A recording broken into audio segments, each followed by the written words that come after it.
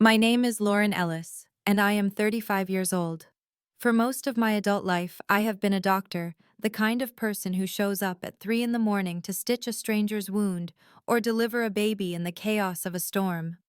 People know me in town as the woman who never seems to stop, who throws herself into her work with relentless devotion. What they don't see, what they've never known, is how much of that devotion bled over into my family. How many years I spent patching up not just broken bones, but broken finances, broken promises, broken lives. I never minded it, not at first. I thought that was what love meant. When my younger brother Daniel wanted to start his business and came up short, I loaned him the down payment. When my mom had her roof cave in during a bad winter, I paid the contractor in full before she even asked. Every holiday, every birthday, I was the one who slipped my card across the table, telling them not to worry, that I had it covered. They smiled, thanked me, sometimes even hugged me, but over the years, something shifted. Gratitude turned into expectation. Expectation soured into entitlement. And before I realized it, I had become invisible, the woman who was useful, but never truly seen. Still, I kept showing up. Because isn't that what daughters do? Isn't that what sisters do? But this last Christmas, something inside me broke. It started with a message, short and cold. I was on my lunch break at the hospital, my scrub still marked with the blood of the patient I'd just helped. I opened my phone to see a text from my mother. "Don't come for Christmas. We'll pretend we don't know you." At first, I thought I had read it wrong. My heart pounded so hard I had to sit down. I reread it once, twice, 3 times. But the words didn't change. They sat there brutal and final, like a slammed door. I stared at the screen, waiting for another message. An explanation. A joke. Anything. But nothing came. That night, I called Daniel, hoping it was a misunderstanding. He picked up, his voice casual, almost annoyed. "Mom sent you the message?" he asked flatly. "Yes," I whispered. "Why? What did I do?" There was a pause, and then he sighed. "It's just, you make things heavy, Lauren. Every time you're around, it feels like the mood shifts. You talk about work, about problems, about serious things. It's Christmas. We don't want that energy." I felt my throat tighten. "So I'm too serious, too much." "You're hard to be around," he admitted. "Mom just wants a peaceful holiday." And then he hung up. I sat in my apartment, the silence pressing against me like a weight I couldn't push off. The walls seemed closer than usual. The tree I had decorated a week earlier looked ridiculous, its twinkling lights mocking me. For years I had poured everything into them, and now when all I wanted was a seat at the table, I was told I wasn't wanted. For days I tried to make sense of it. I replayed conversations, searched for the moment I must have crossed some invisible line. But the truth was simpler. Uglier, I had become inconvenient. My presence reminded them of the debts they owed me, of the sacrifices I made, of the reality they didn't want to face. Easier to erase me than to confront their own shame. But erasing me would not be as easy as they thought. The week before Christmas, I went through my accounts. I opened folders stuffed with receipts and bank transfers. The numbers stared back at me like ghosts: tuition payments, mortgages, bailouts. Years of my life poured into their comfort. I realized I had built a second career without meaning to, financing my family's existence. And what had it given me? Loneliness, isolation. A mother who told me she would pretend not to know me. That night I made a decision. For the first time in my life, I chose myself. I called the bank, the insurance company, the lawyer. I canceled automatic payments, revoked agreements, closed joint accounts. The safety net I had woven for them unraveled in hours. As I hung up the phone, a strange calm washed over me. Not joy, not triumph, just quiet. A silence that felt like freedom. On Christmas Eve, while my family gathered in the house I had helped keep afloat, I sat alone in my apartment. Snow fell softly outside my window. I poured myself a glass of wine, lit a single candle, and whispered to the empty room, "This year I give myself back to me." It hurt, God, it hurt, but beneath the pain was something else. A seed of strength buried for years, finally breaking through the soil. They thought they had cast me out, but they didn't realize that by doing so they had freed me. And in the weeks that followed, when their perfect little holiday crumbled, when the truth began to seep through the cracks, they would learn that the daughter they dismissed was far stronger than they ever imagined. The first week after Christmas was eerily quiet. For years, my phone had buzzed endlessly, my brother needing help, my mother asking for a little extra to cover some bill, my sister-in-law dropping hints about the kids' school tuition. But this time nothing. No thank you cards, no holiday photos, no polite small talk meant to disguise the fact that they expected more. At first I thought perhaps they were done with me entirely, that maybe my silence had given them permission to erase me completely. But then slowly the calls began to trickle in. Daniel was first. His voice was lighter than usual, almost falsely cheerful. "Hey Lauren, hope you had a good holiday. Listen, the landlord's been difficult about the shop rent. Could you—" I cut him off. "No, Daniel, I can't." The pause on the other end was so sharp I could almost hear his mind scrambling.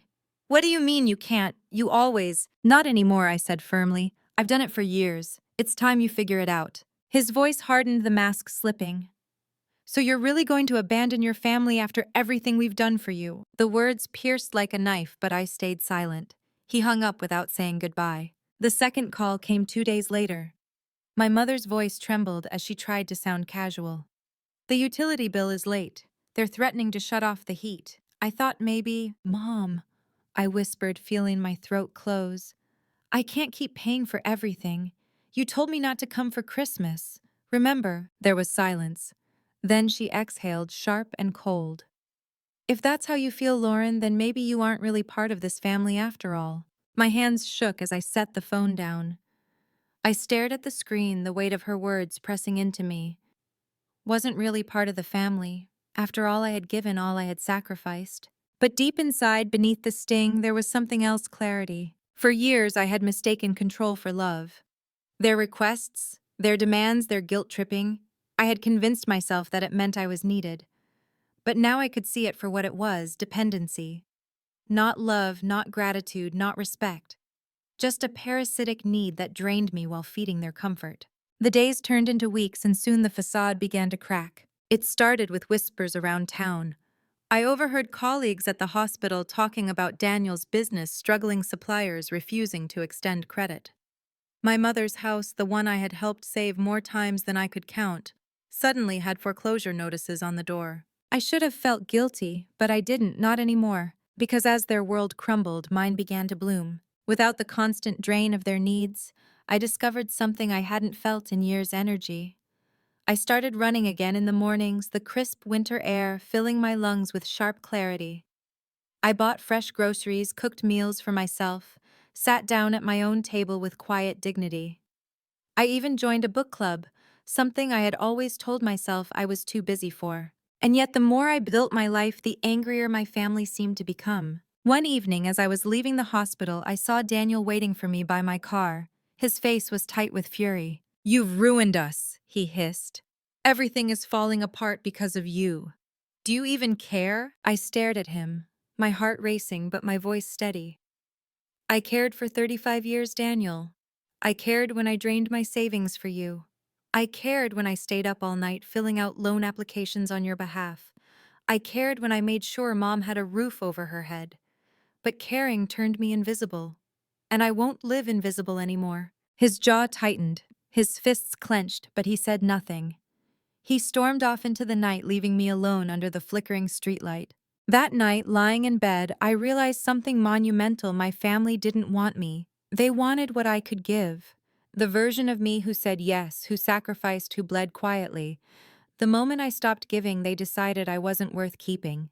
And yet that truth didn't destroy me. It freed me. Weeks later, an invitation arrived in the mail. Heavy cardstock, gilded edges, embossed lettering. It was for a belated family gathering hosted by my mother. I laughed bitterly when I read it. After all the rejection, after telling me I wasn't part of the family, now they wanted me to attend. Curiosity gnawed at me, though, and against my better judgment, I went. When I walked into the familiar dining room, every eye turned to me. The air was thick, heavy with tension. My mother sat at the head of the table, Daniel to her right, my sister-in-law across from him. They smiled, brittle and false. "Lauren," my mother said softly, her voice sweetened like poisoned honey. "We've been thinking. Maybe we were too harsh at Christmas. Maybe we should start fresh." I tilted my head, studying her. "Start fresh?" Her eyes flickered. Yes, we're family after all. Families forgive. But beneath the words I saw it. Desperation, fear. Their world was collapsing and they wanted me back not as a daughter, not as a sister, but as a lifeline. I smiled politely, my heart steady. I forgive you, I said. But forgiveness doesn't mean forgetting. And it doesn't mean I will go back to being your crutch. Their faces froze, the air thickening with unspoken rage. For the first time in my life, I wasn't afraid of their disapproval. Because I had finally realized I didn't need their table to have a place in the world.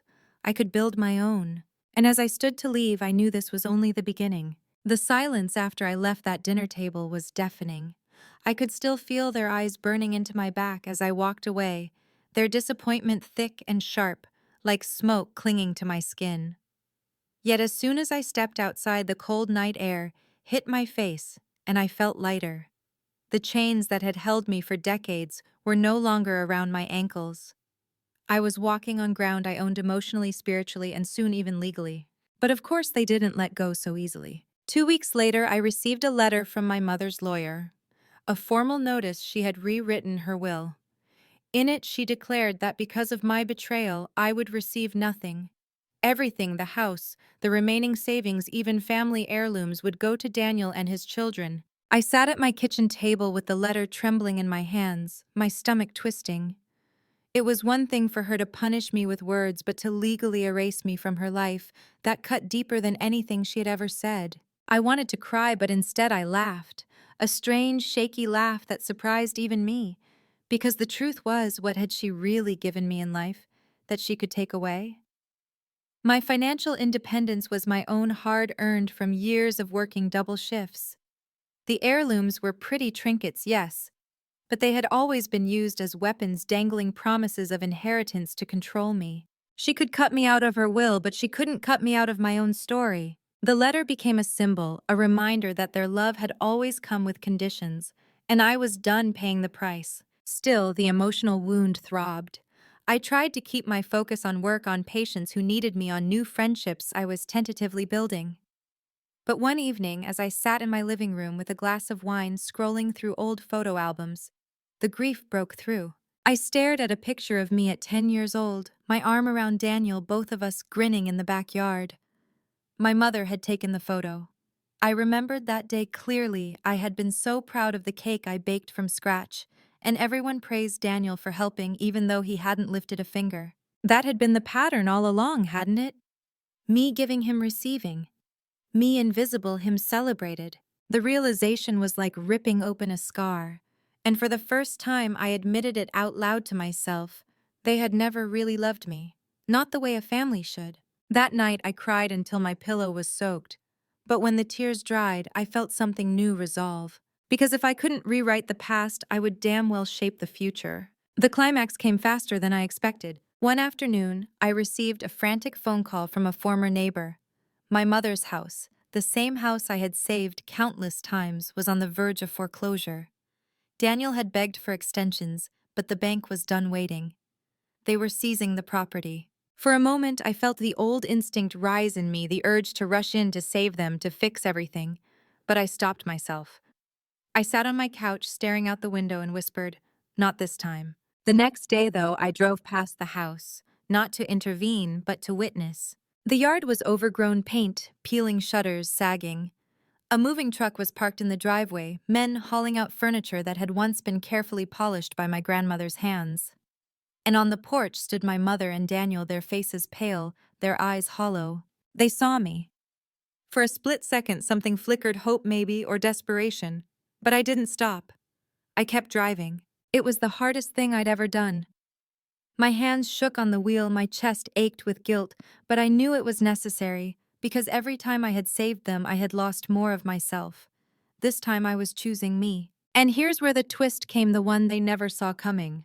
3 months later, I bought that very house. Not out of pity, not to restore it to them, but because it was part of my healing. I renovated it slowly, carefully, turning each room into something bright and new. I painted the walls with colors that made me feel alive, planted flowers in the garden, replaced the broken shutters. It was no longer their fortress of manipulation, it was mine, my sanctuary. When the papers went through, I sat in the empty living room and whispered to the echoes, "This house no longer belongs to the past. It belongs to me." But of course, news traveled. Daniel showed up one evening, his face red with rage. "You stole our house," he spat. "No," I said calmly. "I bought it. The bank took it because you let it rot. You had every chance, Daniel. I just happened to be the one who didn't waste mine." He sneered, but I could see the truth settling behind his eyes. He had nothing left to fight with. And for the first time, he realized he had lost not just the house but his grip on me. My mother never called again after that. Perhaps she thought silence was punishment, but to me it was peace. And as spring came, I sat in my new garden surrounded by blooming roses, and I felt something I hadn't in years whole. The trauma, the betrayal, the years of sacrifice, they would always be part of me. But they no longer defined me. Because in choosing myself, I had found the family I had been searching for all along me. The garden became my refuge, a space where I could finally breathe without fear of another demand, another guilt-soaked phone call. Each flower I planted felt like a small rebellion, a reclaiming of beauty from years of bitterness. But peace, as I learned, has a way of drawing out those who cannot stand to see you free. It started with whispers around town. Neighbors told me that my mother and Daniel had been spinning their story, how I had betrayed them, how I had stolen the house out from under them. I knew better than to listen, but it stung nonetheless. People I had grown up with looked at me differently now, some with pity, some with quiet judgment. Then came the letter. It was hand-delivered, sealed in red wax. My mother's handwriting curled across the envelope in the familiar way that used to comfort me as a child.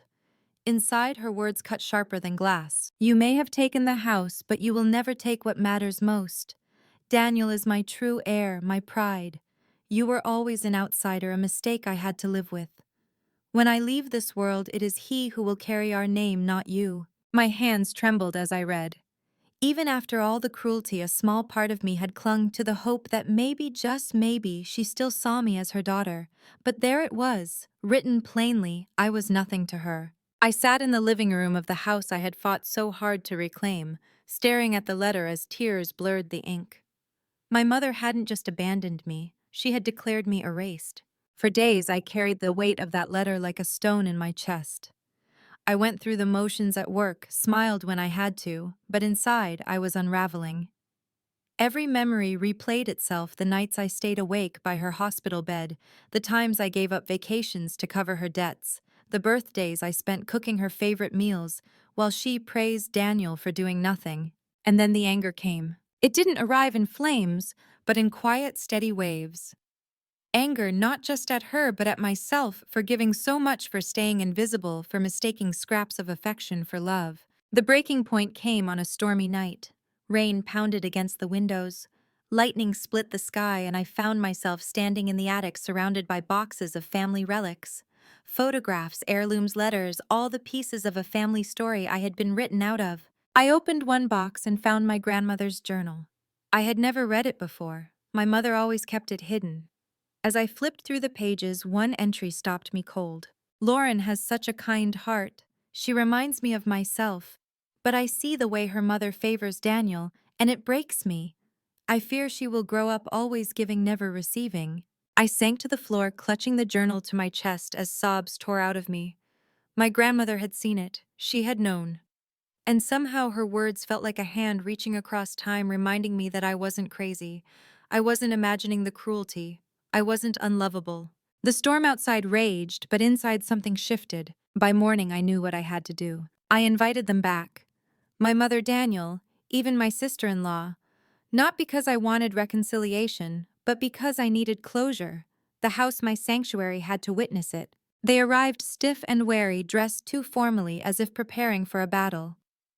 We sat in the dining room, the same place where years of family meals had been drenched in tension. "Why am I here?" my mother demanded, her eyes sharp as daggers. "Because this ends tonight," I said calmly. Daniel sneered. "What, you want us to bow down and thank you for stealing everything?" "No," I said, my voice steady. "I don't want anything from you. Not your thanks, not your approval, not even your love. I wanted you here so I could finally say it to your faces. I am done. Done being the scapegoat. Done being invisible. done carrying burdens that were never mine. My mother's lips curled. You think you're better than us, don't you? No, I whispered, meeting her gaze. I just know I deserve better than this. The room went silent. For once, they had no script to follow, no weapon of guilt sharp enough to pierce me. And then, as if the universe had conspired to mark the moment, the storm outside cracked the sky with thunder. The chandelier above flickered, casting shadows across their faces, faces twisted in disbelief and rage, in the dawning realization that I was no longer theirs to control. My mother stood abruptly, her chair scraping against the floor. You'll regret this, she spat.